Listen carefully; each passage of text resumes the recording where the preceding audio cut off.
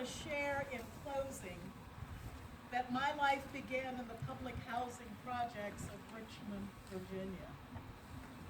Born to a welfare mom, an alcoholic dad, someone who struggled with chemical addiction. My mom raised 6 children on her own. At this stage in my life, I have been blessed beyond all measure. I've had the privilege of serving presidents and governors and serving on the boards of directors of some of the major corporations in this country. I've had the privilege of serving on some of the largest nonprofits in this country. I've had the privilege of serving as the dean of a school in a major academy. But when I first came to this place, these grounds on which you sit today, I was around the age of 4 or 5 years old, and I came from 3304 9 Mile Road, Creighton Court in Richmond, Virginia. This is where the cultural, political, financial, and educational elites in the African American community gather. And quite frankly, I was here by accident. I was here because my very well-to-do aunt and uncle had a daughter that was the same age as I. And so they brought me to this place every year to be her companion. And I remember sitting on the floor in that living room and watching the beautiful black people who gathered here. And they gathered here in the summers because we couldn't go to some of the more elite resorts that we all go to today. This is where we came. Parents, I want you to understand this is called the Civil Rights Tree. And our ancestors came here. They met here. They strategized here. They planned here.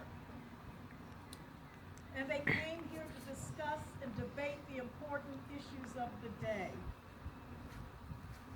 And so it seemed natural to me when I was thinking about the next stage of my life that I would want to come back to this place and find it and find out what was happening here. And I was so discouraged that when I came, where you sit, the grass was at least knee-high. Most of these buildings did not have roofs on them. The windows were broken out, and vines grew up inside the room over here. And I stood over there on the banks of that river and said, why is Monticello taken care of? Why does Mount Vernon have a group of people that surround it and take care of it? But the place that was known as the cradle of the civil rights movement, where every great civil rights leader in this country gathered at some point in time. Martin Luther King rested under that tree, gazed at that river, and said, I have a dream. The Greensboro Four, when they were trying to strategize about how to bring equity and equality to this country, came here.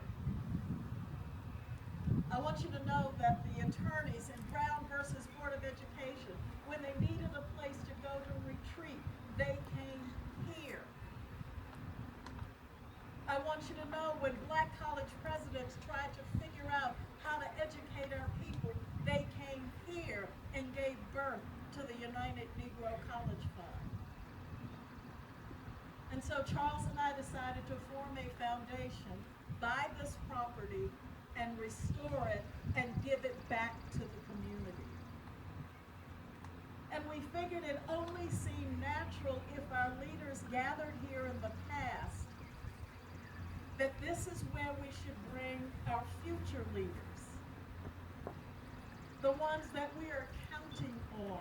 Because Lord knows if I watch one more news cycle on any cable news channel, I could end in despair at what what's going on nationally and indeed what's going on in the world. And so we need young